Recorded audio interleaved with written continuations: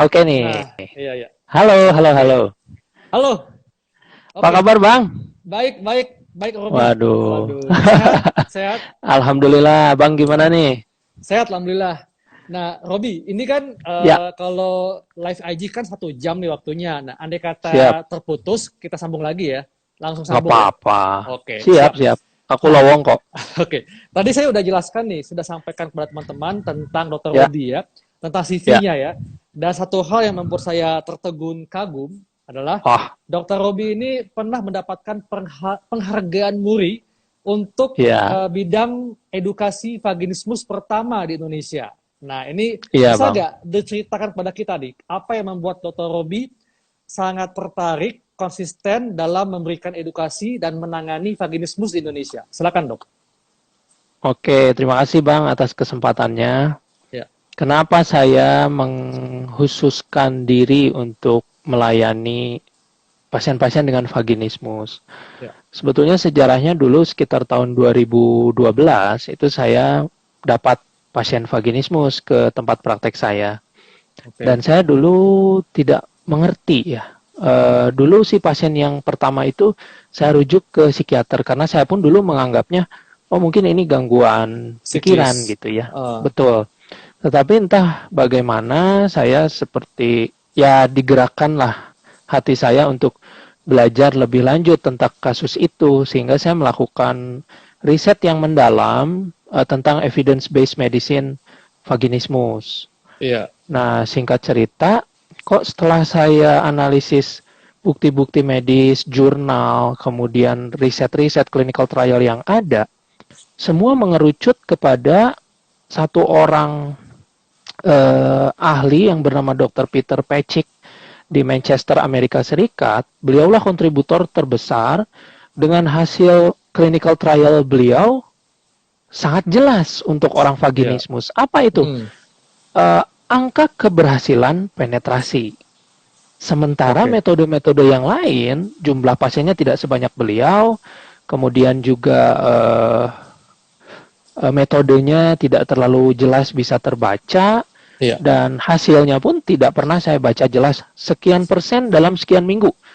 Nah, Iya. saya hanya mendapatkan itu dari kontribusinya Dr. Peter Patrick di Amerika Serikat. Sehingga Iya. tahun 2013, ya saya berkomunikasi dengan beliau, akhirnya saya bisa dilatih langsung oleh beliau di Amerika Serikat. Namun sekembalinya saya dari sana, saya belum langsung memulai. Karena waktu itu Iya. saya praktik masih di kota kecil, Dok. Oke. Jadi ketika saya pindah ke Bandung 2016 akhir, barulah saya mulai menerima rujukan pasien dari Oke. sejawat dan Iya. dari guru, dan ternyata banyak sekali penderita vaginismus itu banyak sekali, dokter. Oke. Iya. Gitu. Nah, Jadi sejarahnya seperti itu, Dok. iya. Dok Robi, ini mungkin teman-teman yang bergabung dengan live IG kita, ada Ya, sebagian yang belum tahu apa itu vaginismus. Dan ya. coba deh Dokter Robi jelaskan apa itu vaginismus. Silakan, Dok. Oke. Kita bicara definisi medisnya dulu ya, dokter ya. Iya. Definisi medis vaginismus adalah kaku otot dinding vagina yang tidak bisa dikendalikan oleh pikiran si penderitanya, sehingga menyebabkan kendala maupun kegagalan penetrasi. Oke. Itulah juga yang menjadi definisi dari ICD-10, WHO, kemudian buku-buku seksologi, bahkan di Novak and Barrett Gynecology disebutkan vaginismus itu adalah refleks yang tidak bisa dikendalikan terkait Oke. dengan penetrasi vagina. Nah, itu Oke. definisi medisnya. Tapi kalau untuk orang awam, sederhananya begini. Kita tahu bahwa vagina yang normal itu dapat terjadi penetrasi dalam bentuk apapun kapan saja. Iya. Walaupun si perempuan ini tidak menghendakinya. Itu kenapa ya orang bisa diperiksa dalam begitu Oke. saja, spekulum begitu saja, Iya. walaupun dia nggak pengen lah. Siapa sih yang Iya, pengen betul. masuk-masuk alat ke vagina gitu kan? Iya, iya. Tapi orang vaginismus, mereka selalu bermasalah dengan penetrasi. Nah, secara umum, secara garis besar kita bagi menjadi dua kelompok besar. Apa itu? Kendala penetrasi dan kegagalan penetrasi. Secara Oke. statistik, lebih dari 80% penderita vaginismus itu adalah yang kegagalan penetrasi. Berarti tidak bisa penetrasi sama sekali. Yes, tidak terjadi 80%. penetrasinya. Betul, Bang. Jadi Wow. vaginismus itu ada derajat keparahannya, Bang. Satu, Iya. 2, 3, 4, 5. Itu menggambarkan manifestasi klinisnya. Dan sisanya kurang dari 20% adalah yang berderajat menengah dan rendah. Saya selalu bilang mereka itu mengalami kendala dengan penetrasi. Apa itu Iya. kendala? Selalu nyeri, Oke. sulit. Kalau masuk, misalnya kalau bicara penis, masuk hanya setengah.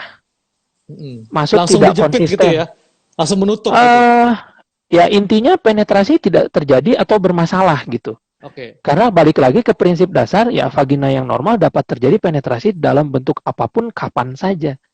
Iya. Ya kalau kita ambil analogi paling tragis atau buruk, perkosaan misalnya, Iya. mohon maaf seandainya ada yang menjadi trigger, kalau Iya. pembicaraan saya ini menjadi trigger, saya mohon maaf. Heeh. Tapi analogi saya sederhana sekali, adakah korban perkosaan itu rileks? Tentu tidak.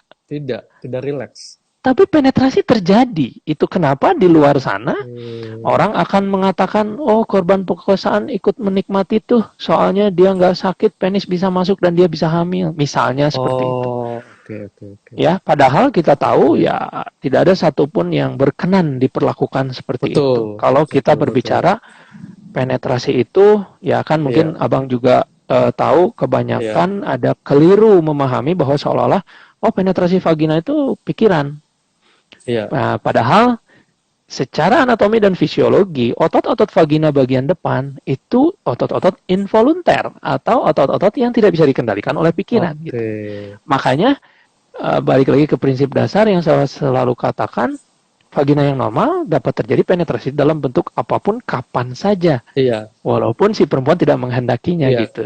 Karena memang termasuk otot yang tidak bisa dikendalikan oleh otak Yes, ya. persis. Nah, dok, jadi tadi dokter bilang bahwa itu 80%-nya kegagalan vaginismus, artinya Penetrasi. kegagalan penetrasi ya. Jadi sama Yes. sekali tidak bisa penetrasi. Tapi Ya, sisanya itu masih bisa penetrasi walaupun ya. sedikit. Nah, Sedikit atau eh, sakit atau inkonsisten gitu, Bang. inkonsisten. Nah, Ya. dok, sebetulnya kalau dari prevalensinya, ini Yes. rata-rata usia berapakah wanita yang sering mengalami vaginismus ini? Oke, jadi gini dok, data tentang vaginismus itu masih sangat terbatas di Amerika Oke. sekalipun.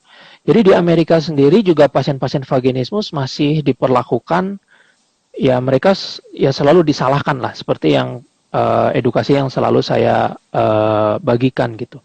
Bahwa penderita vaginismus itu ya tidak boleh disalahkan karena itu bukan salah dia gitu. Dia itu tidak bisa, Iya. bukan tidak mau gitu ya. Itu Karena dia, berbeda antara tidak bisa dengan tidak iya, mau gitu. Karena betul, kalau betul. kita menyimpang sedikit, abang ya, maaf, Ya. 100% penderita vaginismus, FSFI skornya itu normal, Bang, sampai ke taraf lubrikasi. Iya. Nah, mungkin ini FSFI bisa skor bisa itu, dijelaskan kepada ya, teman-teman, dok. Oke. FSFI skor itu adalah skor untuk menilai dinamika seksual seorang perempuan. Iya. Jadi, nah banyak orang menyangka vaginismus itu kurang minat, kurang Iya. nafsu, atau Betul, kurang betul. basah. Padahal tidak. Mereka itu sampai basah, Bang. Mereka itu basah. Hmm. Orang vaginismus itu basah ketika mereka melakukan aktivitas seks, vaginanya menjadi basah. Sebasah apapun vaginanya, sebanyak apapun lubrikan tambahan yang mereka gunakan, penis tetap tidak bisa masuk. Itulah yang terbanyak, Hmm. Oke. gitu. Jadi kalau terkait yang barusan abang tanyakan kembali, sorry apa bang? Aku jadi agak Usia, lupa. rata-rata Oh usia. oke, data usia saya belum punya bang. Oke. Riset-riset yang ada, data Ya. Amerika itu hanya menunjukkan angka kejadian. Hmm. Itu pun masih sangat terbatas. Berapa angka kejadiannya? Dari data-data yang saya kumpulkan itu berkisar cukup tinggi loh. 7 hingga 17% dari populasi perempuan. Wah, Itu sangat banyak ya. banyak. Banyak. Dan 17%. literatur-literatur mengatakan bahwa vaginismus adalah female sexual dysfunction terbanyak. Oke. Gitu, Iya. Bang. Jadi kalau usia persisnya ya pasti mereka diketahui saat usia reproduksi Produktif. ya. Iya. Betul, aktif Oke. seksual, Iya. menikah, reproduksi Oke. gitu. Jadi memang saya bisa membayangkan ya, mungkin teman-teman bisa membayangkan bahwa wanita sebetulnya dia tidak ada gangguan pada minat seksualnya, dia tidak ada Yes, gangguan pada libido seksual, dia punya gairah ya. Kemudian ketika dilakukan rangsangan tetap vaginanya bisa mengeluarkan lubrikasi sampai basah, Ya, tapi pada saat dilakukan penetrasi penis tidak terjadi, tidak bisa. tidak bisa terjadi. Betul, Bang. Dan Betul betul, sekali. dan wanita ini dia memang tidak bisa mengendalikan otot vaginanya untuk terbuka karena otot Iya, betul. yang bagian dari depan itu otot yang tidak bisa dikendalikan oleh otak. Nah, Betul, Bang. makanya ini yang membuat wanita sering disalahkan, ya. Iya, Seakan-akan wanita menolak untuk melakukan iya, penetrasi. betul. Padahal kalau di awal kita sudah lihat bahwa dia menikmati foreplay, ya, sampai Betul. dia vaginanya mengeluarkan lubrikasi sampai basah, kan artinya terangsang. Tapi Betul sekali. begitu dilakukan penetrasi penis, vaginanya Betul. nutup, nggak bisa masuk, Ya, ya, betul. seperti itu. Sebetulnya begini, Bang. Uh, Terkait vaginanya sendiri sebetulnya bukan menutup ya. Karena kan Oke, okay. vagina bukanlah sebuah pintu. Sebetulnya vagina Ya. itu hanya sebuah lorong. Dan berbeda dengan, kan begini, perempuan memiliki 3 lubang di bawah sana ya, Bang ya. Oke. Lubang untuk buang air kecil, lubang peranakan atau vagina, dan yang paling bawah adalah lubang untuk buang air besar atau Iya, anus. anus. Berbeda dengan lubang buang air kecil dan buang air besar. Lubang buang air kecil dan buang air besar itu kalau dalam bahasa medis kita sebutnya berupa sphincter ya. Iya, Berupa sekumpulan otot yang bisa dikendalikan membuka menutup. iya. Sedangkan vagina itu tidak seperti itu strukturnya. Oke. Jadi sebetulnya yang lebih dominan terjadi kegagalan penetrasi itu sebetulnya kalau bahasa anamnesis atau patognomonis ya, artinya bahasa yang mengkonfirmasi, pasangan selalu akan bilang begini, it's like hitting a wall, kayak nabrak dinding gitu, Bang. Oh, oke. Iya, Jadi iya, iya. vaginanya sendiri mengalami kekakuan, dia menabrak dinding, Uh, dan memang karena itu adalah penyakit yang tidak bisa dikendalikan oleh penderitanya, uh, maka penderita ini memiliki defense mechanism, seperti bokong ditarik atau paha menutup. Nah, seringkali orang sekitar ataupun tenaga medis yang belum terlalu mau memahami vaginismus, mereka hanya melihat defense mechanism ini saja. jadi kesannya Sehingga, kayak menolak gitu ya. betul, jadi seolah-olah, oh ini ada defense mechanism, berarti ini pasiennya yang nggak mau. Nah, itu keliru. Setelah saya pelajari, Iya, uh, mungkin sudah hampir 700 lebih ya, iya. udah hampir 3 tahun ini saya menangani orang vaginismus. Dan saya pun juga bekerja sama dengan salah satu psikiater untuk menyembuhkan orang Iya, vaginismus. Tapi setelah dilatasi, nanti kita bicara itu. iya. Ternyata gangguan cemas ataupun defense mechanism yang terjadi pada orang vaginismus, itu terjadi akibat adanya terlebih dahulu si vaginismusnya ini. Adanya Oke. kegagalan-kegagalan penetrasi yang berulang. Oke. Sehingga dia menjadi lebih cemas, lebih takut, lebih menghindar. Bukan Oke. terbalik. Iya, Bukan iya. karena dia cemas menjadi dia tidak bisa penetrasi. Bukan Betul. karena dia menutup paha dia jadi tidak bisa penetrasi. Makanya saya selalu katakan, Iya, iya. ada nggak sih korban perkosaan yang bokongnya nggak mundur, yang pahanya nggak ditutup? Nggak ada. Ya walaupun kita bukan lagi bicara kasus Iya, sebenarnya ya, mungkin iya, kan tidak ada yang menyaksikan, tetapi iya. ya itu menggambarkan bahwa penderita vaginismus itu tidak bisa, bukan tidak mau. Gitu. Oke. Jadi kalau yang tadi Robi bilang, kan 80% itu kegagalan penetrasi. Artinya Iya bang. yang 80% ini mengalami penisnya itu kayak menumbuk dinding gitu ya. Seperti itu kan. Nah, Ya. kemudian tadi Robi bilang yang 20%-nya itu masih bisa penetrasi tapi sakit dan nggak berlangsung lama. Ya. Nah, jadi ya, silakan. Gimana bang? Sorry pertanyaannya dulu Ya, bang. jadi yang tadi yang sisanya yang 20% itu dia masih bisa penetrasi tapi sakit dan tidak berlangsung lama. Nah, sebetulnya rasa sakit yang dialami oleh wanita itu seperti apa? Sekali lagi kalau data tentang rasa sakitnya itu belum kita bisa nampak jelas dalam tatanan evidence-based medicine ya bang ya. Oke. Hanya di luar sana itu seringkali ada persepsi keliru begini. Oh perempuan kalau penetrasi sakit normal kok, wajar aja, kamu terima aja, itu normal. Nah padahal kita tahu dalam dunia medis tidak ada sakit yang normal, betul ya bang? Ya, betul. Bahkan Setuju. di textbook seksologi mengatakan pain is never psychological. betul. Nah, jadi rasa sakit Yes. yang mungkin kalau selama ini mereka rasakan ya, ya sakit seperti teriris atau sakit Ya, seperti ditekan benda yang sangat berat. oke. Gambarannya mungkin seperti itu. Tapi intinya Ya, sakit apapun bentuknya ya itu harus diwaspadai gitu. oke. Nah, Robi, kalau boleh tahu, yang 20% yang masih bisa penetrasi tapi tidak berlangsung lama, ini berapa lama kalau diukur dalam satuan menit berlangsung penetrasi tersebut? Apa kurang dari Terus 3 menit atau gimana? terus terang saya belum meneliti ke arah sana ya, Ya, Bang ya, dan riset-riset pun tidak pernah diteliti, bahkan di FSFI pun kan tidak pernah ada variabel yang ya, mengekspresikan durasi penetrasi ataupun durasi nyerinya gitu. Jadi oke, untuk pertanyaan Abang yang ini saya kurang tahu, Bang. oke, ya, oke. Nah, Dokter Robi, ini kan Ya, tadi dikatakan bahwa otot-otot yang bagian depan vagina adalah otot-otot involunteer yang memang tidak betul. bisa dikendalikan oleh perempuan, oleh wanita ya. Nah, Ya. sehingga itulah yang kenapa bisa terjadi vaginismus. Nah, pertanyaannya adalah eh, penyebab dari vaginismus itu sebetulnya apa saja? Karena nih teman-teman pengen tahu, karena ada yang bilang tadi psikis kan, bahkan saya sempat berpikir mungkin ini sebagian wanita yang mengalami vaginismus, apakah mungkin ketika dia masih remaja atau sebelum menikah, dia selalu selalu mendapatkan informasi bahwa nanti malam pertama pasti sakit. Hmm. Ya, Ya, silakan Robi.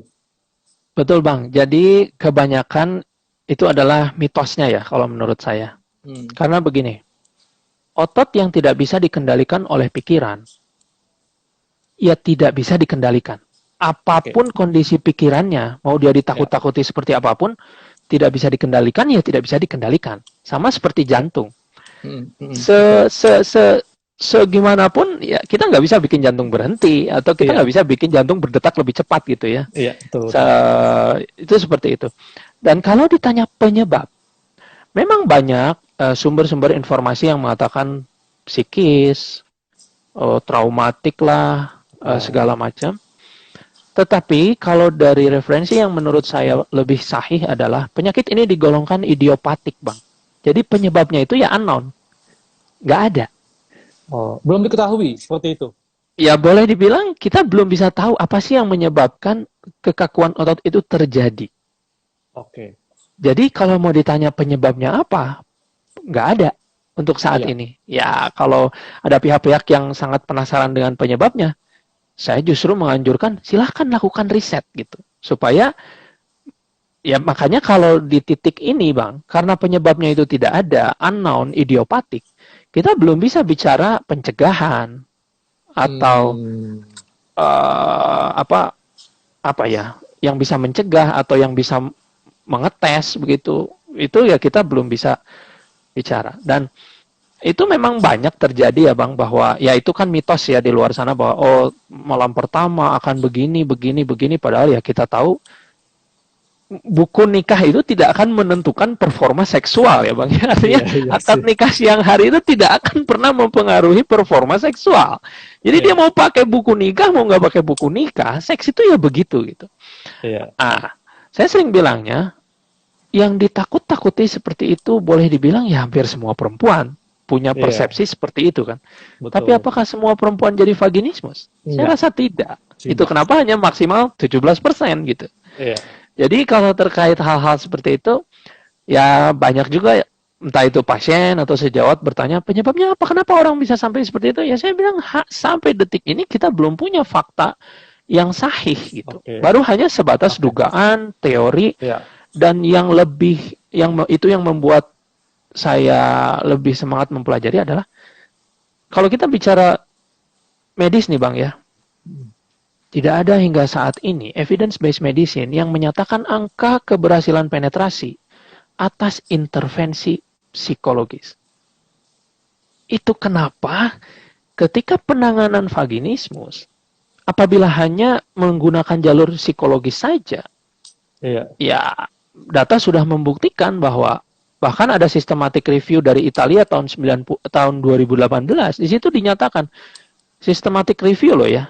bahwa intervensi psikologis sama sekali tidak mempengaruhi keberhasilan penetrasi. Betul. Nah, itu semakin menguatkan bahwa kekakuan di bawah sana tidak akan pernah selesai dengan intervensi di atas gitu. Itu. Karena balik lagi, ini adalah otot yang involunteer, yang tidak bisa dikendalikan. Betul. Seperti itu. Betul sekali. Nah, kalau gitu, penyebab misalnya nih pernah mengalami trauma seksual, pernah mengalami perkosaan, itu tidak bisa dijadikan penyebab dari vaginismus. Karena bisa saja mereka yang pernah mengalami trauma seksual, pas menikah, bisa kok dipenetrasi, ya kan? Betul. Makanya kalau kita bicara penyebab, harusnya itu 100% penderita vaginismus pernah mengalami hal-hal buruk di masa lalu. Nah, kalau saya bicara, katakanlah data saya nih Bang ya, data saya sendiri deh yang saya kumpulkan sejak tahun 2017. Dari semua pasien vaginismus yang saya terima, tidak sampai 2% yang memang dahulunya pernah mengalami kejadian buruk. Nggak sampai 2%. Artinya kalau kita mau anggap itu sebagai penyebab, ya seharusnya 100% gitu. Betul. Nggak bisa hanya 2% gitu. Dan itu pun tidak pernah membuktikan kaitannya secara langsung, karena balik lagi otot vagina bagian depan terutama adalah otot involunter. Jadi ibaratnya nggak ada kabelnya dari atas ke bawah gitu. Betul. Nah, tentunya wanita yang menderita vaginismus ini kan akan memberikan dampak psikis ya, baik itu terhadap dia maupun suaminya ya. Tentunya si wanita akan merasa takut atau turun minatnya untuk melakukan hubungan seksual. Yang suaminya pun juga merasa berkurang minatnya ya. Dan tentunya ini nantinya akan berdampak ke libido si wanita. Seperti itu ya. Betul Bang. Jadi saya terangkan sedikit Bang tentang fenomena yang saya pahami setelah saya menghadapi pasien-pasien vaginismus. Jadi gini, cukup banyak pasien yang menyangkal. Menyangkal itu dalam artian dia tahu nih bahwa penetrasi itu nggak terjadi gitu ya. Tapi dia tetap, bukan dok, saya bukan vaginismus, saya bukan ini ya. Kalau saya sih pertanyaannya saya sederhana aja, penis masuk atau enggak gitu. Ketika dia bilang enggak masuk, ya udah itu vaginismus gitu. Nah, sering mereka mengait-ngaitkan dengan hal, tapi dok, vagina saya kering. Ya logika sederhananya, kalau hanya masalah kering, dikasih lubrikan tuh masuk gitu. Dan kalau kita bicara pemeriksaan medis, ya nggak pakai lubrikan pun nih tangan SPOG nih masuk gitu. Kasarnya seperti itu ya Bang ya. Walaupun tuh nggak boleh gitu. Nah, terkait hal itu, mungkin fenomenanya jadi seperti ini Bang. Ketika awal-awal nih dia belum tahu bahwa dia mengalami masalah dengan penetrasi, dia belum mengalami kegagalan. Libido mungkin masih normal. Betul. Tapi ketika kegagalan terjadi berulang-ulang, belum lagi kalau pasangannya selalu menyalahkan karena menganggap kamunya tidak mau. Nah, itu mulai benar bahwa, dok, tapi vagina saya kering. Ya iya, karena Anda berlama-lama dengan vaginismus. Dok, istri saya makin takut. Iya, karena terus-terusan mengalami kegagalan penetrasi. Nah, itu mengalami vaginismus. Jadi saya selalu bilangnya, fenomena psikis yang kita lihat itu adalah akibat karena adanya vaginismus. Selama vaginismusnya belum disembuhkan, bisa jadi fenomena psikisnya akan semakin parah. Nah, itu yang untuk si perempuan. Dan yang saya perhatikan begini Bang, kan kita mengenal 3 klasifikasi dari DSM-5 yang terbaru ya tentang female sexual dysfunction ya. Ke-1 dia gangguan minat dan rangsang. Kedua gangguan orgasme, ketiga nih yang vaginisme sudah dihilangkan ya, dia menjadi GPPD ya, genitopelvic pain penetration disorder. Nah yang saya perhatikan orang vaginismus kan ada di kategori ketiga, karena dia terus-menerus mengalami masalah dengan penetrasi, entah itu nyeri ataupun kegagalan. 2 unsur yang di atas menjadi terpengaruh, menjadi turun juga. Artinya libido turun, minat turun, rangsang turun, basah turun. Itu untuk perempuan. Nah, untuk laki-lakinya pun sama, Bang. Data sementara yang saya perhatikan, itu 20%-nya itu pasangan bisa mengalami disfungsi ereksi, psychogenic. Karena dia pun merasa frustrasi. Wah, ini nggak bisa nih, nggak bisa. Ya, itu kenapa vaginismus ini saya selalu bilang, vaginismus ini jahat sekali, gitu. Karena bisa berdampak ke suaminya ya. Jadi suaminya pun juga akan Betul. mengalami gangguan libido, gangguan ereksi juga. Yes. Nah, tapi Betul, Bang. mungkin ketika si suaminya ini dihadapkan dengan perempuan lain, mungkin akan berbeda kali ya. Ini jokes ya, ini jokes ya. Iya, iya, iya. Ya kan? Iya, iya, Oke. Bang. Mungkin Ya, begitu. Jadi, oke. Iya, jadi memang sebetulnya penyebabnya itu belum diketahui, bahkan tidak diketahui ya. Kalau kita mau ya, bilang penyebabnya masalah psikis, trauma, ini nggak jaminan juga ya, karena nggak semua nggak berhubungan. wanita vaginismus itu mengalami trauma sebelumnya, seperti itu ya.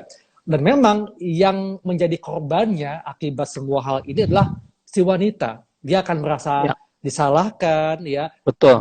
disangka menolak hubungan seksual, bahkan mungkin dia akan menjadi benar-benar apa ya, tidak tidak pede jadinya, tidak percaya diri, Betul, Bang. ya, Betul. tidak bisa menikmati hidup, dan tentunya akan berdampak Setuju. ke quality of life-nya, ya kan? Sangat-sangat. Bahkan berdampak ke keharmonisan rumah tangganya, Betul, Bang. ya. Dan kita mungkin nggak bicara tentang punya anak ya, gimana mau punya anak loh, nggak bisa penetrasi kok. Ya, dan kalau kita bicara kehamilan, Bang, di Ya. dalam dunia medis kan ada yang namanya splash pregnancy. Uh, Jadi tanpa penetrasi, orang vaginismus sekitar 10 hingga 15% itu bisa hamil. dengan baik Tidak, alami. Karena apa? alami. Dia kan alami, Bang. Jadi gini, dia suaminya ejakulasi persis di depan vagina. Oh iya.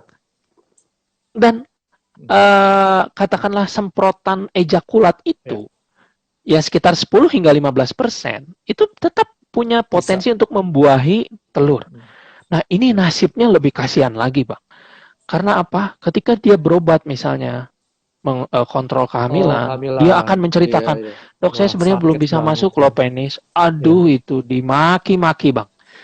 Dianggap, wah kamu nih ngada-ngada, kamu nggak mungkin kamu bisa hamil tanpa penetrasi. Tapi itu terjadi, Bang. Data saya menunjukkan 10 hingga 15% tidak pernah terjadi Oh, penetrasi. Jadi kalau oke. bicara kehamilan, yang katakanlah yang splash pregnancy, orang vaginismus ya Masih bisa 10-15% ada yang menjadi hamil. hamil. Betul. Oke. Dan ada lagi kasus yang menurut saya cukup tragis. Jadi dia vaginismus nih, Bang. Akhirnya dia setelah 2 tahun hamil. Penetrasi nggak pernah terjadi. Tapi ya ejakulasi selalu terjadi lah pasti ya. Kalau kita bayangkan Yang kan splash mereka, tadi ya, yang penyemprot tadi. iya betul Bang, betul. Heeh. Karena mereka kan pasti, mereka tetap nih terus nyobain ya melakukan seks, nyoba Ya. penetrasi dan ejakulasi pasti di depan sana gitu. Nah celakanya, memang sejak awal pasangannya ini tidak tidak mau memahami kondisi istrinya. Saat ini pasien itu Oh. sudah hamil besar dan saat hamil besar itu dia sedang digugat cerai oleh suaminya karena Waduh, dianggap orang saya nggak pernah penetrasi sama kamu, kok kamu disangka bisa hamil? selingkuh ya. Seperti itu. Tetapi Oke. ya kalau orang vaginismus, waktu itu pun pernah ada pasien yang mengatakan kepada saya, dok, saya udah ganti cowok juga tetap aja nggak masuk penisnya. Ya emang iya nggak ada hubungannya sama penisnya gitu. Sampai ke pasangan ya. Iya, jadi dia bilang nggak ngaruh. Saya udah cari. Dia pikir mungkin pacarnya awalnya kan kalau kita tidak menghakimi ya bang ya, apapun Iya. aktivitas seksual pasien ya, saya tidak masuk ke area sana. Jadi buat saya bukan menikahnya sebetulnya, tapi aktif secara seksualnya. Betul, betul. Jadi ada yang sampai seperti itu bang, karena dia dituduh nggak pernah bisa penetrasi, tapi kok hamil. Saat ini sedang proses tes DNA. Waduh, sampai segitunya ya. Iya, berat sekali. Oke. Makanya saya selalu bilang vaginismus ini jahat sekali. Oke. Dokter Robi, ini bagi Ya, wanita hamil yang vaginismus, dia ya. nantinya akan melakukan bersalin dengan cara sesar berarti ya. Ya, prinsipnya kan eh ya ini ada kasus yang tragis juga ya, Bang ya. Iya. Prinsipnya kan melahirkan per vaginam itu bukan sekonyong-konyong bayi nongol terus ibunya Iya. ngedehem lahir gitu kan ya.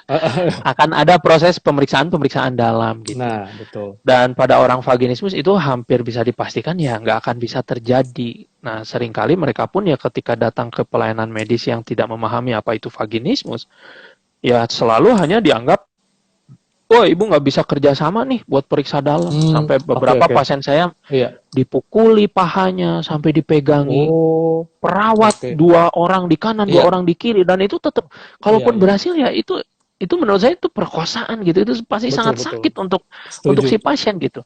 Iya, iya. Makanya kalau orang itu dia masih vaginismus, ya dia selalu tanya, dok saya lahirannya gimana? Ya prinsipnya kalau Anda bisa diperiksa dalam dengan lancar, Bisa apa vaginal. pemeriksaan medis ya silahkan aja gitu. Itu nggak mempengaruhi dan nggak Oke. akan menyebabkan lebih parah ataupun lebih sembuh. Cuman kalau saya lebih menyarankan, ya untuk bisa terjadi persalinan pervaginam itu kan butuh proses penetrasi berkali-kali dalam hal pemeriksaan Betul. medis gitu ya. Iya, Tetapi iya. pada orang vaginismus itu tidak bisa terjadi, ya semestinya lah dia dilakukan bedah sesar terjadwal begitu bang.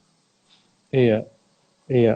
Ternyata memang kasihan juga ya. Maksudnya, ya Sangat, kita semua pasti berempati lah dengan perjuangan wanita yang memang menderita vaginismus. iya bang, Iya, memang pasti akan merupakan pengalaman yang traumatik ya sepanjang sangat hidupnya sih buruk. ya. Kasihan, kasihan Gitu. sekali. Oke.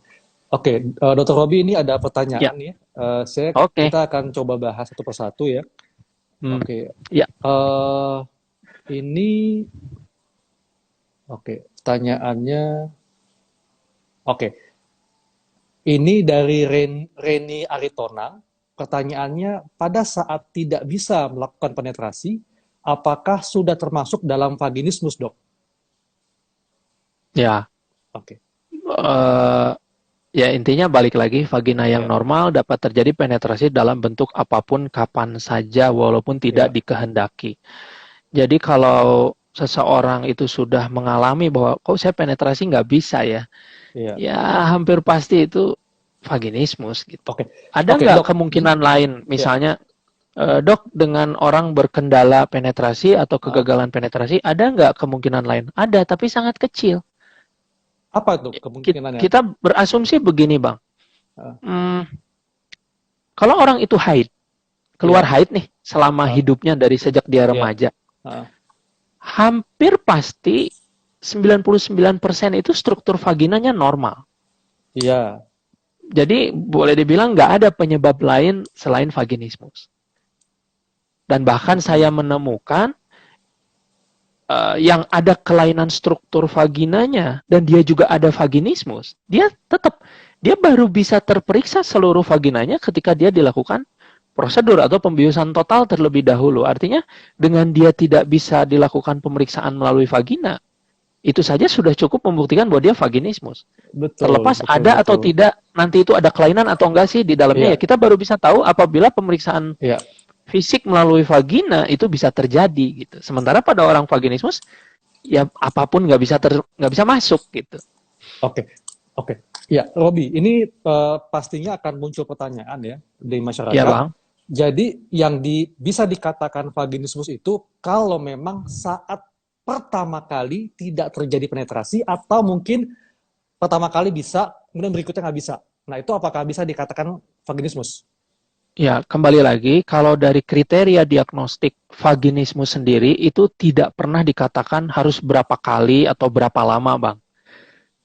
Ya, jadi eh, itu ya boleh dibilang balik lagi penetrasi vagina normal itu penetrasi ya bisa kapan aja gitu, nggak perlu latihan Oke, dulu. iya, iya, Ya nggak perlu betul. ibaratnya ada pengkondisian terlebih dahulu.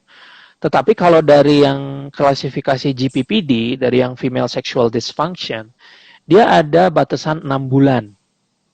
Tetapi 6 kalau bulan saya sendiri tidak bisa 6 dipenetrasi. bulan ya betul, tetapi kalau saya melihatnya kalau kita menunggu 6 bulan, justru dampak buruknya Makin udah serius, terjadi makin buruk lagi makin gitu. buruk ya. Dan kalau data saya saat ini Bang, dari 3 tahun saya melakukan pelayanan terhadap vaginismus, rata-rata durasi mereka setelah datang ke saya ya, itu rata-rata durasi dari ratusan pasien itu mereka sudah mengalaminya hampir 4 tahun loh Bang, rata-ratanya. Wow, 4 tahun Tercepat pasien saya itu 2 bulan, terlama pasien saya ada yang 25 tahun Bang. nggak pernah dipenetrasi Iya, sama nggak pernah sekali. terjadi penetrasi sama sekali. Berarti Ya, belum pernah mengalami orgasme dong ya? Orgasme penetrasi kalau maksudnya. ya orgasme Ah, penetrasi, kalau iya, orgasme non penetrasi kan sebenarnya lebih mudah daripada iya. orgasme penetrasi gitu. Ah.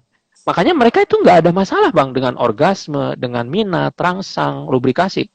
Mereka nggak ada masalah. Gitu. Penetrasinya yang mereka nggak terjadi. Makanya mereka sering bilang, dok tapi kan saya bisa orgasme.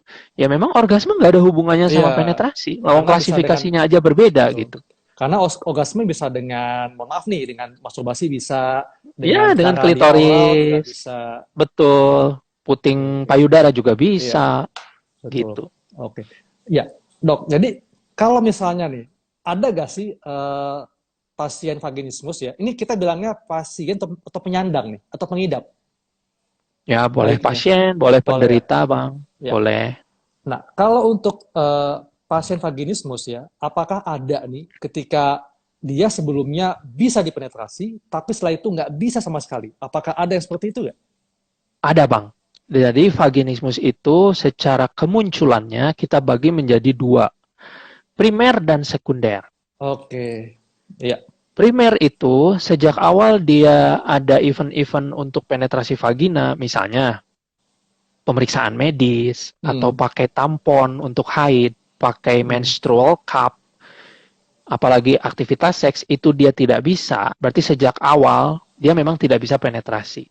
Ini Itu primer kita berarti. sebut primer. Itu vaginismus primer. Iya. Ada yang sekunder. Sekunder itu dia tadinya normal, penetrasi nggak ada masalah. Tek, tiba-tiba setelah titik tertentu, dia jadi vaginismus. Nah, Nah, oke. menurut data, Heeh. event-event ini yang terbanyak adalah proses melahirkan.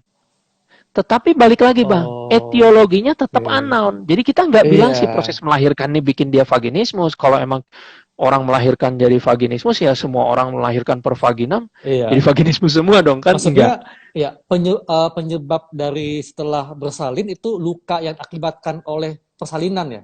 Nggak bisa ya kita Enggak bilang bang, itu jadi penyebabnya ya? tetap nggak bisa bang. Oke, Karena ya. kita tidak pernah bisa membuktikan bahwa Ya, orang kalau udah dijahit nih, habis per vaginam, jadi vaginismus, nggak pernah ada buktinya ya, gitu. betul, Ya, betul. dan jangan salah bang, Ya. saya sudah menerima, jadi kalau dari data yang saya ambil tahun lalu, dari 374 pasien tahun lalu ya itu ya, cut off-nya, eh, yang vaginismus sekunder itu bang, ada 8 dan Gelap. Hmm. 8 kasus yang Oke. sekunder. Jadi setelah dia, Ya. dan yang lebih mengagetkannya lagi, ini semakin membuktikan bahwa penderita penyebab vaginismus itu tidak diketahui atau tidak ada. Perbandingan yang pasca sesar dan pasca pervaginam Mm-mm. itu 2 banding 3. Artinya orang pasca sesar pun yang nggak ada urusannya sama vagina. Juga bisa Kalau dia mengalami jadi vaginismus, vaginismus. dia jadi vaginismus gitu. Itu kenapa ya etiologinya kita nggak pernah bilang karena melahirkannya gitu. Lawang pasca Iya, sesar aja dia jadi vaginismus gitu loh. Jadi iya, saya iya. selalu berprinsip siapa aja bisa kenal vaginismus kapan aja. Nah, selain Oke. proses melahirkan, ada juga beberapa kasus dia menopause. Iya, Nah, orang kan sering bilang tuh, dok menopause kan emang kering. Ya, iya, kalau emang cuman kering doang, iya, dikasih lubrikan juga selesai permasalahan. Hanya penetrasi ya bang ya, dan kalau iya, menghindari nyeri. Tapi orang vaginismus ya dia sesudah menopause, ya walaupun dia pakai lubrikan, penis pasangannya tetap nggak bisa masuk iya. gitu. Oke. Oke, Dokter Robi. Ya, Berarti kan tadi kita udah bahas ya bahwa memang etiologi atau penyebabnya belum diketahui, ya. ya. Tapi apakah hal-hal tadi yang sudah kita bicarakan seperti pasca persalinan, kemudian apakah itu pernah mengalami trauma, apakah itu atau menopause, apakah itu bisa dikatakan sebagai pencetusnya? Kalau misalnya kita nggak Hmm, bisa bilang penyebab ya. iya, iya, iya. Jadi kalau saya sih melihatnya kita belum bisa membuktikan lebih lanjut, Bang. Kita Oke. perlu riset yang lebih komprehensif untuk bisa menyatakan itu pencetus. Kalau saya sih bilangnya bukan pencetus. Saya bilangnya ya titik terjadinya gitu. Kita nggak bilang bahwa itu pencetus. Karena kalau pencetus nanti persepsi orang bisa bisa sangat celaka, Bang. Jadi bayangkan kalau kita bilang Penyebab ya. persalinan per vaginam mencetuskan Mencetuskan, oke. vaginismus. Nanti Aduh, orang disangka semua ya. nanti jadi Takut, ketakutan atau disangkanya anxiety. saya malah seolah-olah, oh berarti kamu harus sesar Iya, semua. iya. Ya kan itu Betul, menjadi betul. keliru gitu. Karena secara ilmiah memang tidak bisa kita Iya, buktikan bahwa orang lahiran pervaginam terus dia jadi vaginismus gitu. Karena kan iya. nggak semua gitu, Bang. Kalau dikatakan hal-hal tadi bisa meningkatkan risiko, nggak juga ya butuh penelitian lebih lanjut Saya ya. belum berani Butuh mengatakan itu, penelitian Bang. ya. Betul, betul. Itu kenapa ya peluang penelitian itu sangat luas sekali gitu Iya, betul, kalau betul. kita bicara evidence based medicine gitu. Cuma kalau Iya, saya sekarang saya lebih berfokusnya, oke penelitian tetap saya harus kerjakan karena kan tugas iya, kita bukan hanya mengobati ya Bang ya. Tapi betul. sejujurnya pasien itu lebih memerlukan bantuan agar disembuhkan terlebih dahulu sekarang itu Oke, ketimbang ya hal-hal lain yang belum berhubungan dengan kesembuhan. Makanya ya. saya selalu punya punya punya patokan itu adalah ya keberhasilan penetrasi gitu. Karena buat saya orang vaginismus itu mereka perlu terjadi penetrasi, Penetrasi. bukan Karena, perlu relaksasi iya. gitu. Jadi, goal pengobatannya adalah bisa penetrasi ya. Oke. Betul, Nah, betul sekali. ini ada pertanyaan nih dari Shelly ya. Ya, Apakah vaginismus sekunder juga memiliki stage masing-masing? Dan apakah terapinya lebih sulit? oke. Ya, Tidak sama. Primer dan sekunder itu eh, tingkatan derajatnya sama, penyembuhannya juga sama, ya. tidak berbeda, Oke. Jadi sama ya, tidak berbeda. sama. Ya. Nah, ini ada juga mungkin lebih ke respon ya. Saya sebelum menikah suka dibilang sakit. Mungkin dia suka dapat informasi kalau menikah itu kalau malam pertama itu sakit kali ya. Nah, pada Ya, ya, akhirnya bisa berhubungan setelah 1 bulan menikah. Itu pun dibantu ya, gel. ya. Kalau saya sih begini, kalau menurut dia sekarang dia udah nggak ada masalah dengan penetrasi, Iya. ya udah biarin aja gitu. Dia Oke. sebulan baru bisa. Berarti yang Tapi dulu kalau itu nggak menurut bisa dia, dikatakan itu vaginismus ya? Berarti yang dulu itu kita nggak bisa ya, katakan vaginismus. kalaupun bisa untuk apa? Jadi kalau saya selalu bilangnya begini bang, kalau yang memang sudah bisa, menurut Ah, dia nggak ada masalah, ya berarti dia saat ini nggak vaginismus gitu. oke. Nah, yang sering Ya, kali ya. orang membanding-bandingkan, kok si Anu begini, kok si Anu begini. Ya, Ya kalau saya, Anda aja sekarang nih, Anda ya, sekarang penis masuk atau enggak gitu. ya. Ya kalau ditanya, mungkin nggak dok waktu itu dia vaginismus, ya kita belum bisa buktikan lebih Betul, lanjut. betul. Dan menurut saya Ya, sih, ya nilai aja sekarang bagi ya. orang-orang yang merasa, kok dulu saya gini, nilai aja sekarang. Hmm. Kalau sekarang penis lancar masuk, nggak ada nyeri, diperiksa dokter lancar, ya Hmm. udah, Oke. nggak usah mikirin vaginismus. Tapi kalau, Ya. nah sering juga begini nih bang, Nah, dia sekarang ini masih bermasalah nih penetrasinya. Dan betul aja, dia selama awal-awal tahun pernikahan itu memang penetrasi selalu bermasalah. iya. Dan itu, ya itu tadi, balik lagi banyak juga penderita yang menyangkal gitu bang. Jadi Betul. seolah-olah, oh enggak kok saya gini. Kadang saya sih suka bilangnya, kalau Anda nggak vaginismus, kecil kemungkinan Anda akan berkomunikasi dengan saya saat ini gitu. Iya, Karena betul, betul. kalau Anda nggak vaginismus, hidup Anda baik-baik aja gitu. Penetrasi nggak ada masalah. Ngapain sih browsing-browsing penetrasi, browsing-browsing tentang kenapa sakit, kenapa susah, kenapa nggak masuk gitu. Iya. Jadi intinya kalau kita bicara penegakan diagnosis penyakit vaginismus, kalau kita bicara secara medis, tegaknya diagnosis vaginismus adalah anamnesis. Mm-mm. Karena penderita sendiri yang mengalami itu. Bukti Iya. terbesarnya adalah yang dialami oleh penderita. Oke. Tapi Gitu. kalau untuk pemeriksaan fisik juga akan susah ya, karena kan dia pasti akan Ya tidak terjadi. seperti itu. Tetapi kalau Ah, saya sendiri Bang, kan tetap kita dokter, kita wawancara, pemeriksaan iya. fisik. Ah, Pemeriksaan fisik tetap ada Bang, tetapi tujuannya bukan untuk jajal-jajal penetrasi. Tujuan kita hanya oke. menentukan derajat keparahan, karena derajat keparahan itu memang ditentukan dari pemeriksaan fisik. Oke. Nah, ini Robi, kalau boleh tahu nih, teman-teman juga pengen tahu, seperti apa Ya, sih pemeriksaan fisiknya untuk penderita vaginismus? oke. Prinsipnya ada dua bagian besar Bang.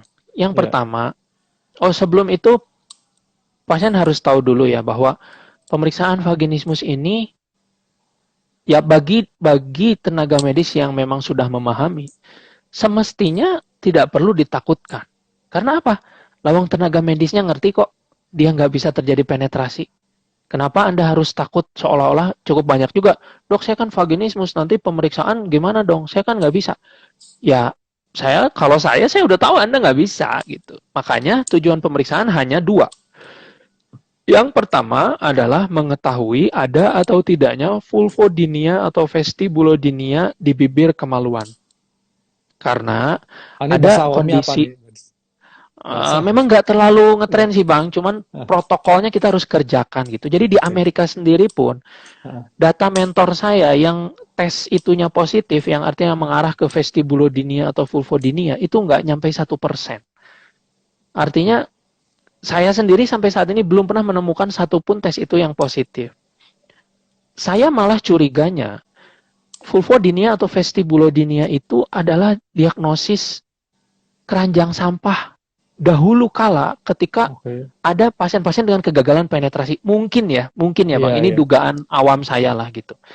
Dan dari hasil yang kita lakukan pun, tes itu yang positif, saya di Indonesia belum pernah ketemu, waktu di Amerika sih ya nggak nyampe 1%, sangat dikit banget lah. Jadi nanti Hmm. teknisnya pasien akan berbaring di meja pemeriksaan, tapi sebelumnya saya selalu bilang, uh, itu pun kalau Anda bersedia. Hmm. Kalau Anda nggak bersedia, ya cukup dengan Iya. bukti bahwa Anda nggak terjadi penetrasi penis, ya kita langsung melangkah ke langkah penyembuhan. Karena Cukup dengan wawancara aja ya berarti ya. ya, tapi kalau pasiennya bersedia, kita lanjutkan. Oke. Nah, Iya. tes yang pertama adalah wet Q-tip test. Jadi kita gunakan cotton bud basah, kita usapkan di bagian luar, bukan dimasukkan ke vaginanya. Apabila tes itu positif, maka dia kemungkinan ya ada vestibulodynianya juga. Dan itu Oke. biasanya ada gejala sejak wawancara apa. Kalau orang itunya positif atau penyakitnya adalah vestibulodynia atau mungkin dua-duanya bersamaan, dia kalau pakai celana dalam aja itu sakit bang. Bagian depan vagina sama celana dalam yang bersentuhan Hmm. tuh dia sakit gitu. Nah itu Oke. vestibulodynia atau vulvodynia. Karena kalau kita bicara definisi medisnya, vestibulodynia atau vulvodynia itu dia ada radang kronis lah. Teorinya itu radang kronis di bagian luar labia sehingga sentuhan ataupun tekanan ataupun bahkan hanya pakaian itu akan menimbulkan rasa sakit. Sehingga Oke. gejalanya memang hampir bisa mirip dengan vaginismus. Artinya Iya. ketika penis mencoba untuk masuk baru menempel saja orang ini sudah kesakitan. Tapi kalau Oke. vaginismus tidak begitu. Itu kenapa ada tes yang kedua yaitu tes derajat keparahan berupa percobaan penetrasi dengan jari kelingking. Jadi kita akan mencoba, tetapi kita harus tahu kapan kita harus berhenti. Jadi kita ini bukan ngejajal seberapa bisa, justru kita hanya Hmm. ngejajal seberapa nggak bisa gitu. Iya, iya. Nah seringkali orang keliru ketika dicoba lantas tidak bisa, Paksain. wah pasien dimaki-maki, dibilanglah nggak bisa kerjasama, dibilang nggak mau tahan sakit, nggak ngerti kodrat perempuan. Kalau buat saya, defense mechanism yang membuat penetrasi apa dengan kelingking itu tidak terjadi, itulah vaginismus. Iya, betul, Itulah betul. vaginismus dan dari Iya, situ kita bisa identifikasi derajat keparahannya.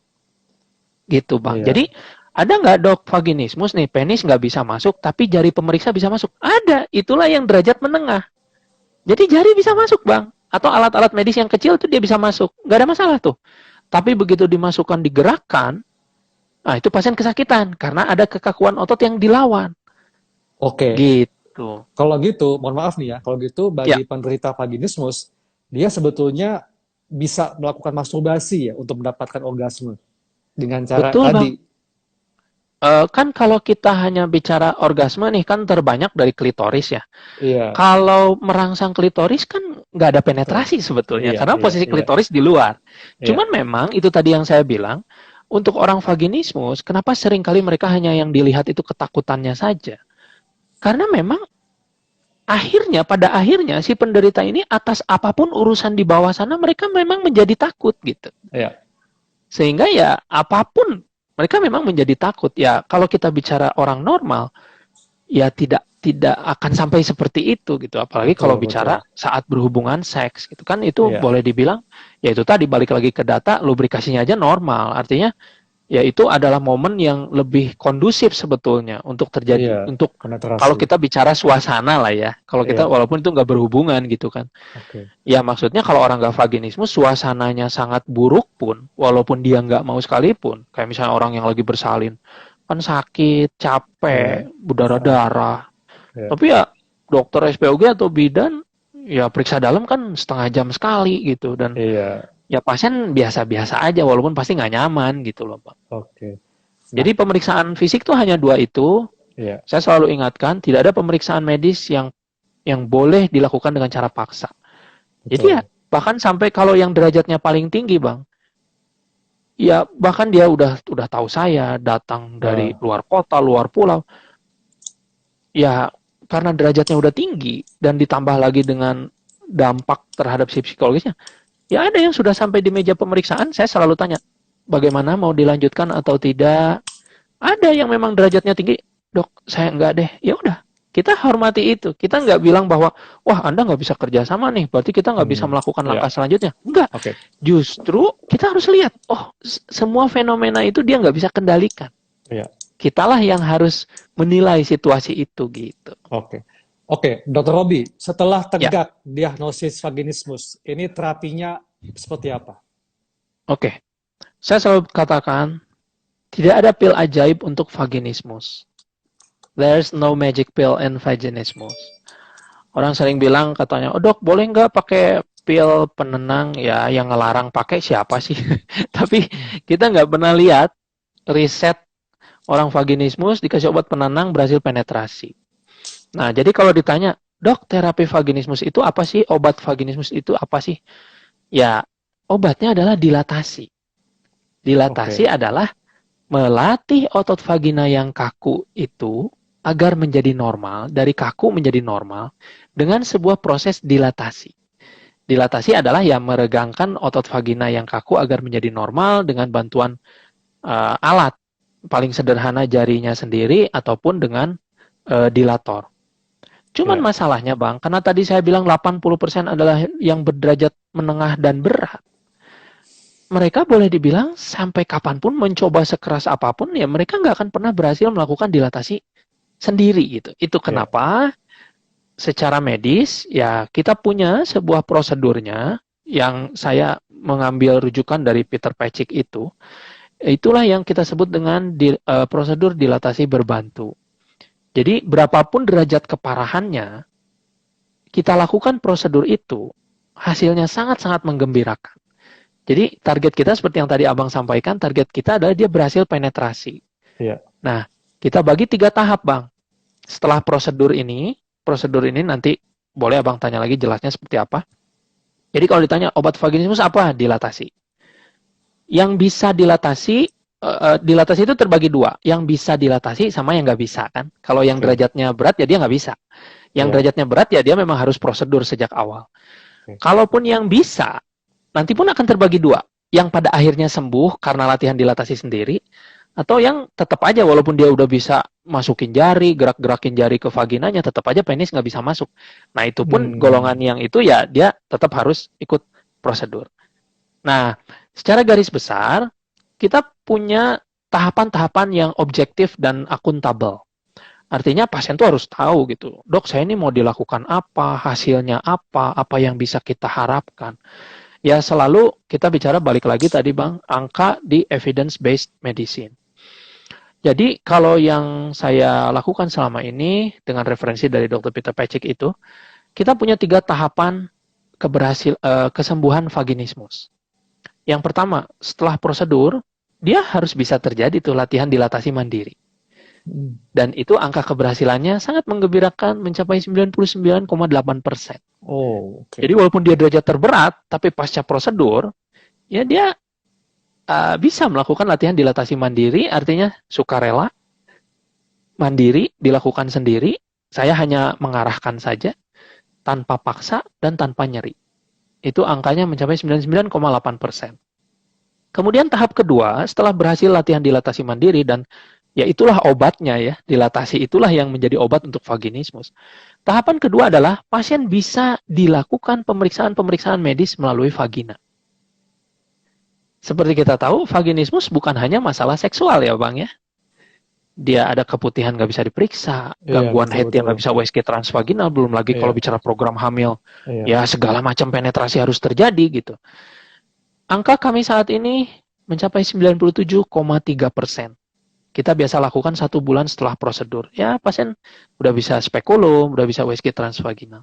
Dan yang tahap ketiga tentunya yang ini semua pihak mengharapkan adalah berhasil penetrasi penis untuk aktivitas seksual. Angka kami saat ini adalah 86% penetrasi penis tercapai dalam 4,5 minggu. Ya, dalam 1 bulan lah, setelah dia melakukan latihan dilatasi itu. Jadi tahapan penyembuhannya seperti itu. Jadi singkatnya, dok, obat vaginismus apa sih? Ya bisa dilatasi. Oke, Kalau nggak bisa gimana? Ya memang harus kita bantu dulu dengan prosedur medis gitu. oke. Ya, dok, dilatasi mandiri ini dengan cara tadi ya, melatih memasukkan jari.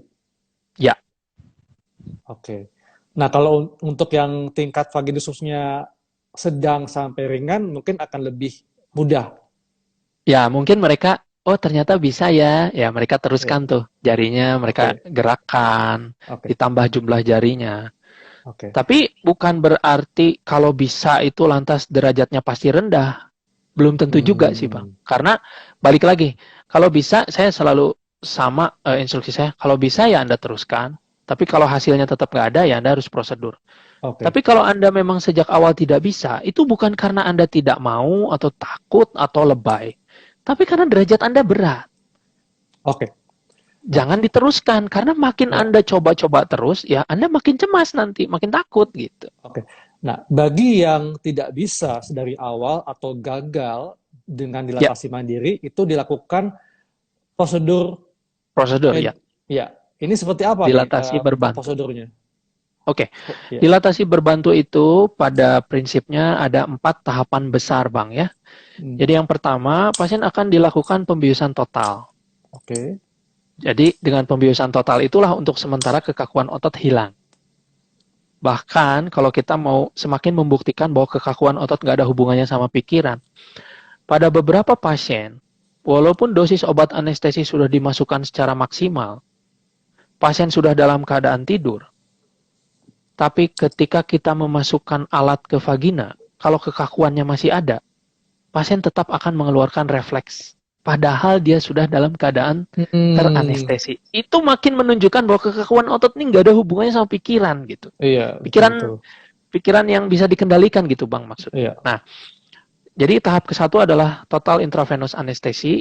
Jadi dia dibius seperti orang dikuret gitu Bang. iya. Bukan yang dipasang intubasi bukan. Jadi hanya Hmm, hanya lewat infus aja. Durasi juga nggak nyampe 5 menit, prosedurnya hanya sebentar. Lalu setelah dilakukan pembiusan, uh, referensi saya juga menggunakan botulinum toksin oke. untuk membantu meringankan Ototnya kekakuan lebih otot. rileks ya. Betul. Dan yang ketiga, menginsersikan dilator silikon terbesar. Biasanya yang ukuran 5 atau 6. Untuk prosedurnya sendiri ya hanya 3 tahap itu. Kemudian setelah prosedur, kita harus memastikan bahwa orang ini bisa melakukan latihan dilatasi mandiri. Jadi Oke. tahapan besarnya hanya itu sebetulnya, Bang. Iya. Oke, Dokter Robi, ini kita sambung dulu ya. Ini karena udah mau habis, jadi saya out dulu. Oke, Nanti kita sambung lagi ya, siap. sebentar ya. Ya, Oke. Bang. Iya. Siap. Ya, jadi lakukan yang Anda bisa. Iya, Jangan sampai segala sesuatu kegiatan itu malah membuat situasi semakin frustrasi. betul. Nah, juga ya apapun deh, lakukan deh untuk penyembuhan. Hmm. Karena saya nggak pernah bilang bahwa yang saya lakukan ini paling baik atau paling benar. Saya tidak pernah mengatakan seperti itu. Setiap orang berhak mendapatkan penyembuhan vaginismus oleh siapapun. Iya, Tapi pastikan setelah upaya itu Anda bisa latihan dilatasi mandiri. Karena oke. kalau Anda tetap nggak bisa latihan dilatasi mandiri, ya Anda belum kemana-mana gitu.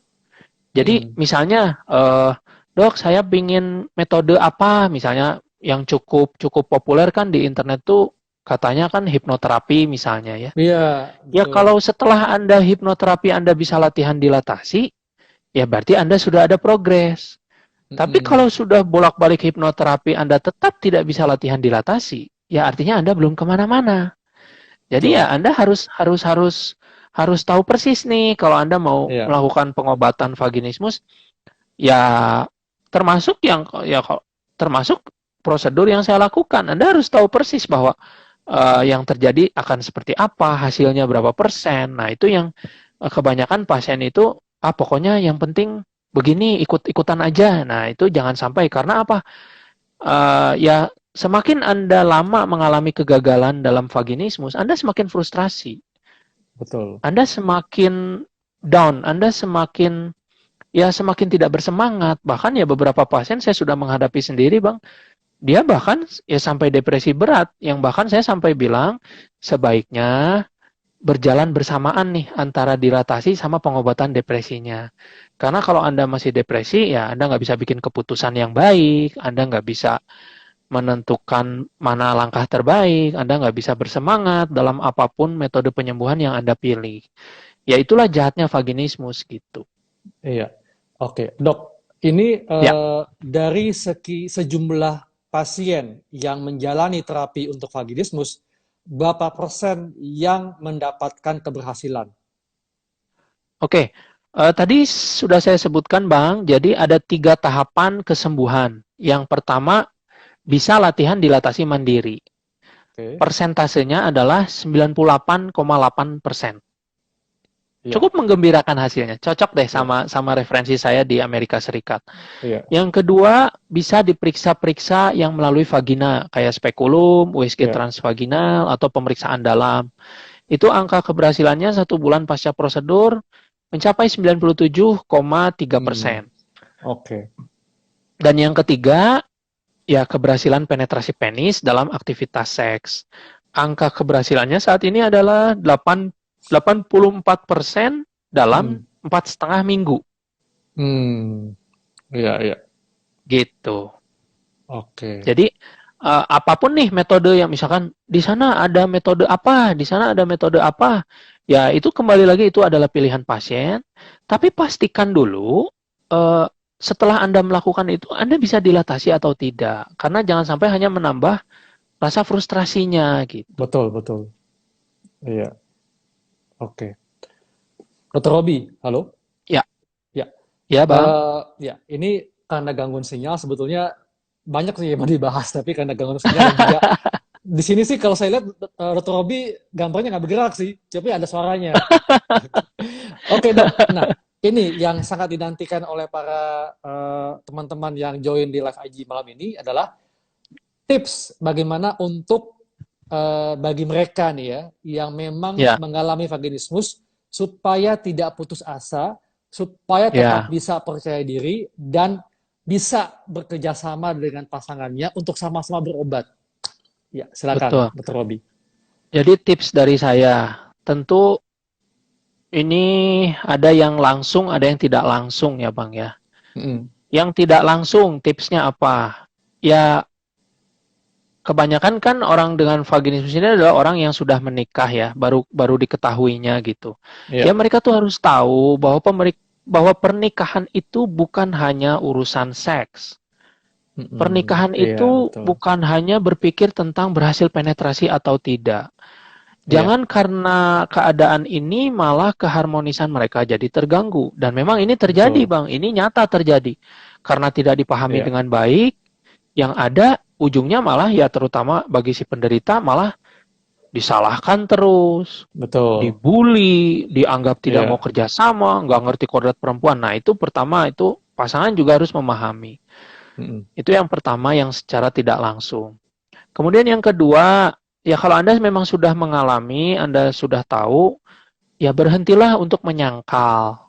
Berhentilah menganggap bahwa oh ini hanya belum waktunya saja. Lantas memangnya kalau memang belum waktunya terus kapan gitu. Itu kan juga harus bisa diukur dengan objektif.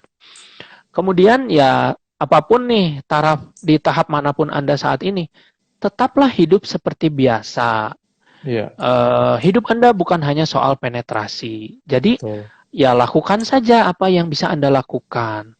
Seks jangan sampai ditinggalkan. Justru seks itu harus terus dilakukan, tapi ya itu tadi.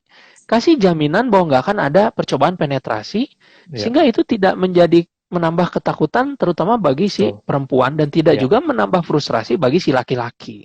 iya, Dan kemudian segera bertindak, segera berobat, cari informasi yang valid, informasi yang akuntabel, informasi yang bisa diandalkan. Uh, Banyak yang mengatakan uh, berobat vaginismus itu katanya biayanya tidak iya. rendah, ya, ya, Hmm. ya. Saya rasa mahal murah itu adalah relatif. Betul. Jangan uang bukan segalanya, artinya jangan Ya. karena Anda misalnya kapasitasnya belum, lantas Anda malah menjadi tidak bersemangat. Ya, banyak kok Bang pasien-pasien saya yang memang dia sendiri mengaku bahwa dok, saya kayaknya tidak mungkin melakukan itu. Mm. Tapi kenyataannya kalau mereka melakukan upaya, mereka punya strategi, akhirnya mereka bisa bisa berobat dan akhirnya sembuh. Nilainya itu udah nggak bisa dibandingkan lagi, bahkan tak Ya, ternilai harganya, value dari kesembuhan yang mereka alami. Jadi betul. jangan patah semangat hanya karena soal katakanlah finansial. Ya, Ya, memang betul untuk kesembuhan itu bukan perkara yang mudah dari segi finansial, tapi kembali lagi ya, ya jangan sampai itu menghalangi seolah-olah ya akhir dari dunia gitu. ya. Oke. Itu Lalu, aja sih Bang ya, kalau kalau menurut saya oke. tipsnya. Iya, ini ada satu pertanyaan nih. Ini yang salah satu Ya Bang. teman kita yang menyimak dari tadi nih. Ya, 84% keberhasilan penetrasi seksual selama ya, 4,5 minggu setelah ya, dilatasi berbantu. Nah, ya. sisa 16%-nya bisa sampai berapa lama ya, Dok? Oke. Kita bicara data ya. Jadi itu adalah Ya. rata-rata. Keberhasilan itu 84% dalam 4,5 minggu. Dok, apa yang terjadi dengan pasien yang lain? Katakanlah Iya, begitu. betul. Kalau kita bicara yang sampai berapa lama, pasien saya ada yang sampai 1,5 tahun dia baru bisa penetrasi penis. Jadi selama setelah prosedur itu, dia tetap Hmm, bisa latihan, latihan lancar, tapi tetap untuk penis dia belum bisa. Nah, apa yang berapa membuat tahun, dia Dok? satu Berhasilnya setengah tahun, Bang? 1,5 tahun. 1,5 tahun. Nah, saya melihat bagi yang sangat lama baru berhasil penis itu adalah yang memang dampak eh, psikologisnya sangat berat ketika dia masih vaginismus. Ya, Sehingga kan kita tahu ya untuk tercapainya aktivitas seks yang baik itu memang diperlukan kondisi psikologis yang baik juga. Nah, betul. untuk yang lama itu ya karena dia mengalami vaginismus sudah lama atau mungkin orang sekitarnya malah membuli dia, permasalahan psikisnya ini memang masih menjadi kendala untuk terjadinya penetrasi penis. Jadi pada yang 16% itu bukan berarti sia-sia. Dia Mm-mm. tetap bisa latihan dilatasi, dia juga sudah bisa dilakukan pemeriksaan-pemeriksaan medis, hanya saja untuk penetrasi penis memang bervariasi. Jadi kalau yang sampai berapa lama, datanya ya yang terlama itu setelah prosedur ada yang ya sampai 1,5 tahun Oke. gitu. Iya. Jadi memang intinya butuh kesabaran ya, Betul, tetap berpikir positif ya, betul Bang. tetap menjaga hubungan dengan pasangan, jadi tetap harmonis ya, Ya, jangan terganggu betul, hubungannya. Dan betul. pastinya dengan segala usaha dan kesabaran pasti bisa diatasi, Dok ya. Pasti bisa, iya Gitu. Bang. Ya, dan ini juga teman-teman banyak yang bertanya nih, dokter Ya, prakteknya di Rumah Sakit Lini Jati Bandung ya. betul, betul. Hanya di situ, Dok, untuk vaginismusnya atau ada di tempat lain? Enggak, memang saya hanya praktek satu tempat dokter, jadi saya hanya Oke. berpraktek di Rumah Sakit Limiati itu saja. Iya, oke. Ya, ini juga terus terang kita semua dan saya juga ketika mendengar penjelasan dari Dr. Robi, ini terus terang penjelasannya memang penuh dengan keilmuan, ya, tapi mudah dipahami dan satu hal yang kita semua rasakan adalah rasa empati Dr. Robi itu sangat kental. Benar-benar Terima kasih. bisa merasakan kegundahan pasien, bisa merasakan kegelisahan pasien. Jadi ini komen teman-teman juga bahkan ada yang berkomentar, ya Allah, saya menangis melihat ini. Jadi memang ini benar-benar perjuangan sebetulnya, perjuangan bagi mereka yang menderita vaginismus. Tapi Iya tetap Bang, tidak boleh putus asa, Dok ya. betul, betul. Oke. Dan ini Bang, saya mau tambahkan sedikit nih Bang ya. Ya, Banyak sekali kan di luar sana, seperti yang tadi saya sudah sampaikan, ya. pasangan tidak mendukung, orang tua tidak Mm-mm. mendukung, ya pokoknya semua tidak mendukung deh. Ya, Saya selalu bilang begini, tubuhmu tanggung jawabmu. betul. Apapun situasimu, kalau kamu vaginismus, kamu harus berobat apapun caranya. Iya, Karena apa?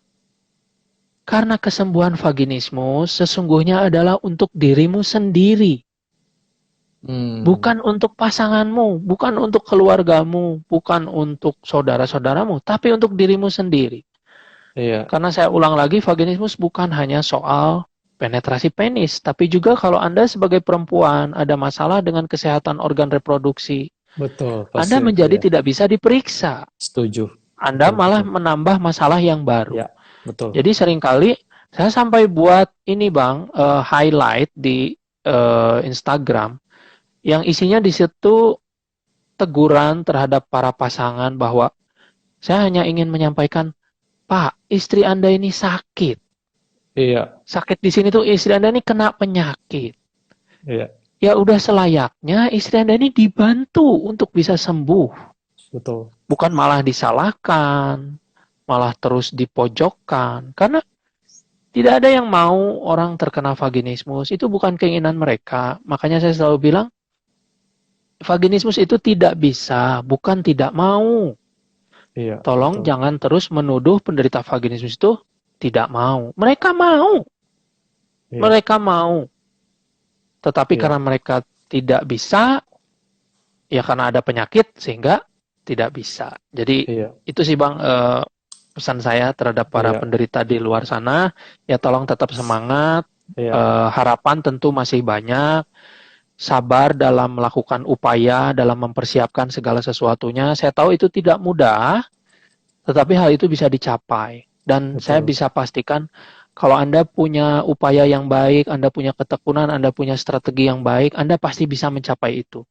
Iya, Saya juga punya pasien Bang, beberapa yang ya itu tadi, awalnya dia merasa, dok saya tidak mungkin katakanlah tercapai finansial sebegitunya. Tapi ternyata dia melakukan usaha, dia melakukan iya, strategi, ternyata tercapai dan akhirnya dia berobat dan dia sembuh. betul. Iya, Gitu. setuju banget dok. Dan terus terang, saya terharu tadi mendengar kalimat Dr. Robi. Dan kalau saya malah ingin mengatakan bahwa pasangan suami ya laki-laki ikut bertanggung jawab untuk mendukung kesembuhan istri atau wanita yang mengalami vaginismus. Kenapa? Setuju. Karena yang untuk mendapatkan kepuasan seksual ya, kepuasan melakukan hubungan seksual itu adalah milik berdua, bukan hanya Betul. milik suami atau laki-laki ya. Betul Jadi Bang, betul. teman-teman laki-laki ya yang para suami, kalau pasangannya atau istrinya mengalami vaginismus, maka Anda turut dan wajib bertanggung jawab untuk mendukung kesembuhan istri Anda. Waduh, terima kasih Bang Ya. dukungannya. Luar biasa. Oke, Dr. Robi, terima kasih banyak dok untuk Dengan senang hati semua Bang. edukasinya, semua pencerahannya, dan satu hal yang saya rasakan adalah edukasi Dr. Robi ini penuh dengan rasa empati yang sangat kental. Ini yang Terima membuat kasih. para wanita penderita vaginismus merasa nyaman ketika berkonsultasi kepada Dr. Robi. Terima Gitu. kasih. Oke. Oke, baik dok. Terima kasih untuk waktunya. Ya, Terima terima kasih untuk kasih. semuanya. Dan terima kasih untuk teman-teman yang sudah join. Dan insya Allah Terima kasih pasti banyak semua. manfaat yang bisa kita dapatkan dari perbincangan ini.